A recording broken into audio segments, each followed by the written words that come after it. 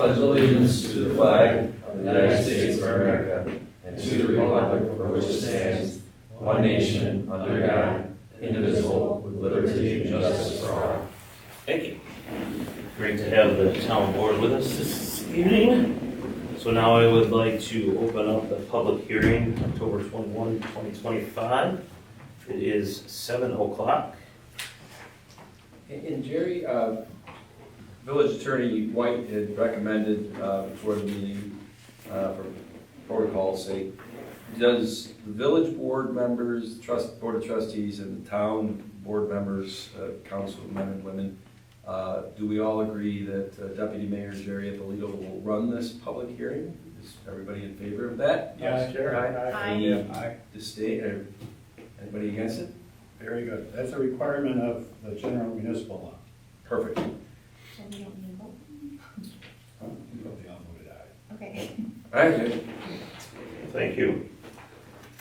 So this is a notice of a public hearing to consider a petition to annex territory in the town of Webster to the village of Webster pursuant to General Municipal Law 17.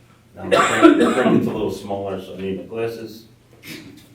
Whereas the town of Webster and the village of Webster was presented with a petition by Xerox Corporation for the annexation of territory known as tax ID number 065.03-1-41, which partial is bounded on the east by Phillips Road, on the north by Chiota Drive, and the west by Panama Drive. And whereas it is both in the public interest and required by General Municipal Law, Article 17, that the public hearing be held to consider the proposed annexation to the village of Webster. So, I allow anybody that they'd like to come up to the podium to speak. We are asking that you state your name, address, and keep your comments to 5 minutes. That would be great. This is also on the screen for you to see.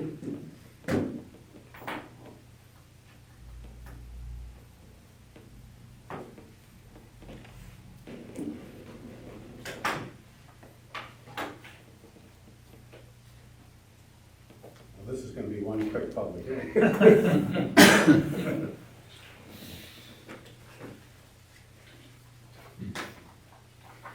Oh, That's it. does not look like we have anybody who wishes to speak to this, which is not a bad thing. You good with us closing? Well, if nobody else wants to say. Okay. Pete Adams, Gordon Park. I just came here to find out, what was going on. I heard about it in the paper, and I'm going to assume you're going to be talking about it, the implications of everything by annexing this property. True? Yes? No? Maybe? Yeah, I think I we, think it's a good thing to do. yeah, absolutely. Okay. Tax implications, maybe? I think there won't, that's not really gonna change from my understanding. I don't think so. Well, I right mean, at now, this point, Xerox is nothing. paying taxes, I assume, Correct. to the village. Not on, see, right up there in the strange green color, that's the parcel to be annexed. Right. Since it's not within the village, Xerox is not paying village taxes on that parcel. Okay. Should it get annexed, yes, but Xerox will be paying village taxes, and for the first year, it gets prorated Okay. according to the village's fiscal year. Okay.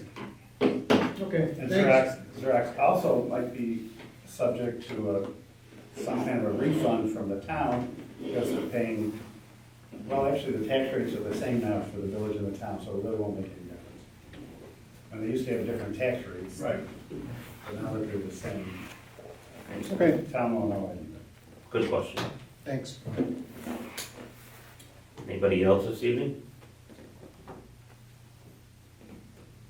All right, well, if nobody else, I'll ask, do I ask for a motion? Or can I just? Well, there is a representative from Xerox here, if he maybe would like to say a few words as to why Xerox wants this within the village. If that would help.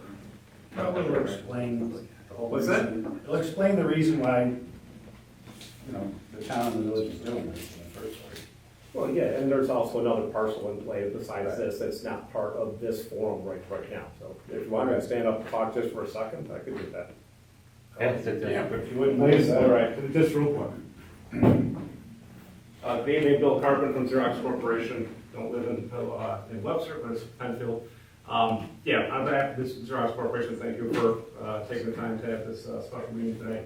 So regarding this property here on the west campus, we call it the west campus, currently the boundary between the town and the village runs directly through the three main buildings. On the southern section, building 129, 139, and 147, it has since I've been at Xerox, and probably most of us in this room have been around Webster as well. The desire is to have the whole parcel be either in the village or the town. And in this case here, for that parcel there, it's desired to be 100% in the village. So the south side is already in the village, and the north side would also be in the village. And then, as we've mentioned, the counterpart to this is also a different property to the west side or to the east side of Phillips Road and north of Micheldean. As part of that, the thought is also to transfer that from the village to the town, basically an equal, roughly equal number of acres. So it's basically a swap between the village and the town, and both parcels to be equitable on all sides. That's the real reason, so that we could, that's basically the reason as such. Thank you. Thanks.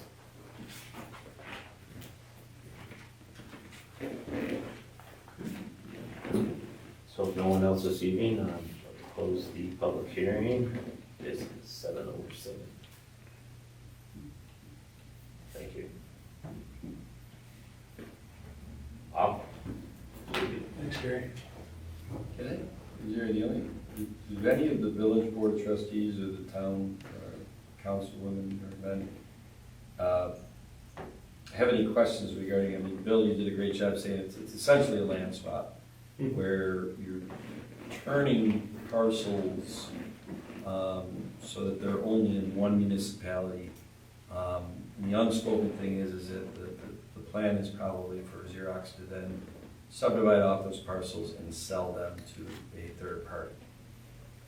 Yeah, I'd say it's no secret that Xerox is consolidating into a central area of the campus, and that's our plan to continue to do so.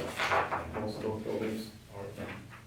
The one with the green shading up there, and I think in aggregate that west campus is around 75 acres. 25 acres of the north is in the town, 50 acres of the south is in the village.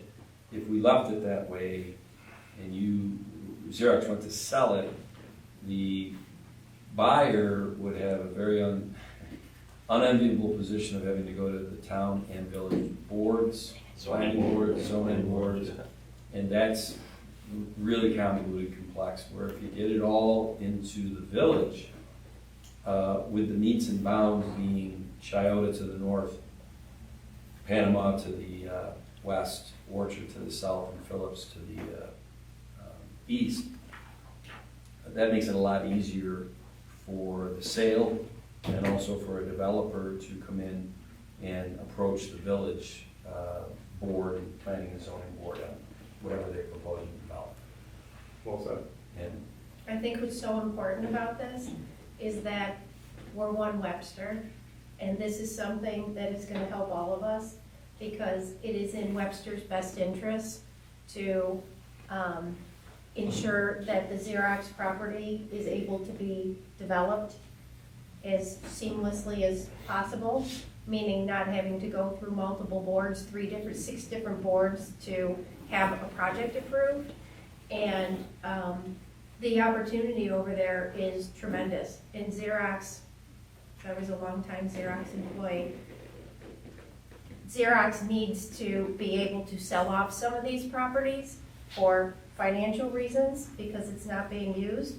And if we get another company coming in on either the east side, west side campus, it's in all of our best interest to have those properties developed in alignment with zoning, and that will help the tax base overall for the village and the town tremendously.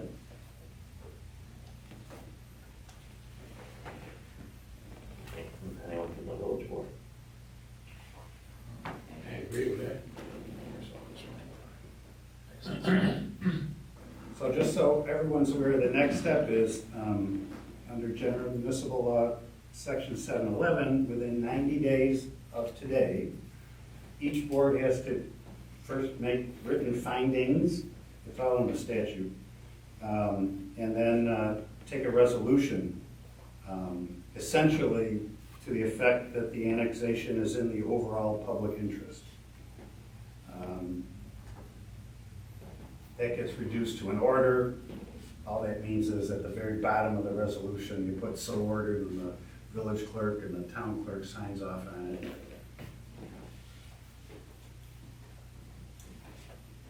And then after that, assuming each board takes a resolution that it is in the overall public interest, the village board then has to adopt a local law that officially annexes the land to the village.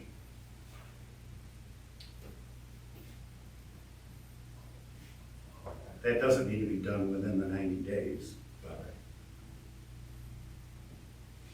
And Don, to your point, I'm just, quick math, 90 days out is like January 19th, 2026. You can do it sooner. No, I understand. I think tentatively there is a referendum vote for the 3,300 registered village voters. Due to Village Law 18-1804 for the, I can never say the word, diminution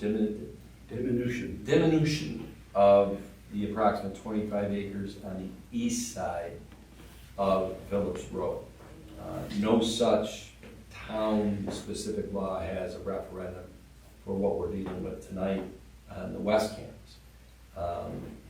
If the village voters vote on December 16th for the diminution, that would probably play very well into this 90-day schedule, because you'd still have more than a month to do those each board resolutions, and I would imagine each board's resolutions would be, there'd be a duality to it, because they'd be the swap. I'm not an attorney, but that's my layman term explanation of it. Yeah, you can wait till after then or not. I think the village board is only meeting once in December, and that's gonna be before the vote. So I don't know when the first meeting in January is, if that falls within the 90 days or not. But, we'll have to look at that. We'll make it ahead of it. The other thing to keep in mind is, prior to taking the resolution regarding the annexation of this property, it is subject to seeker. So you gotta, both boards need to comply with seeker. No.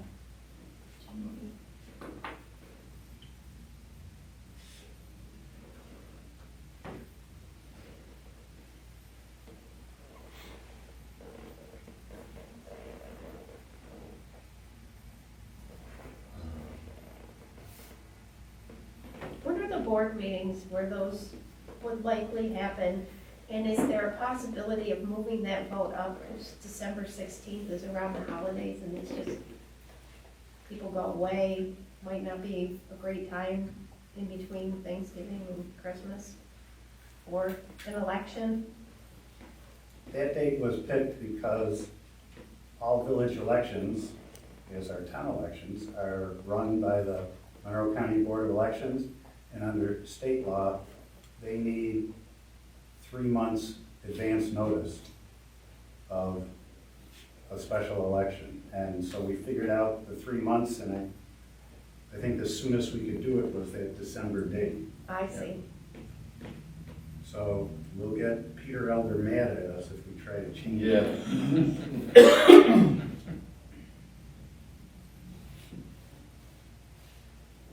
It is not the greatest time to hold an election, I agree.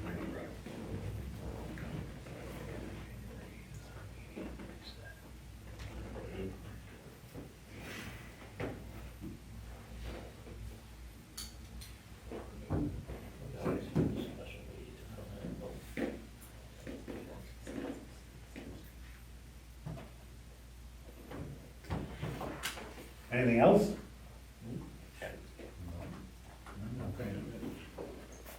All right, well, I already closed this. You guys are just rambling right now. Thank you, everyone. Appreciate you coming We'll out. take a motion to adjourn. I don't think I need to for a public hearing, but. Well, it is an official meeting of both boards. Okay. So I would like to ask for a motion to adjourn. I'll make that motion. I'll second. You're all thinking? All in favor? Aye. Opposed? Jerry, you run a great meeting. Oh, yeah. Outstanding. That was amazing. Unbelievable. Get out. Real. That was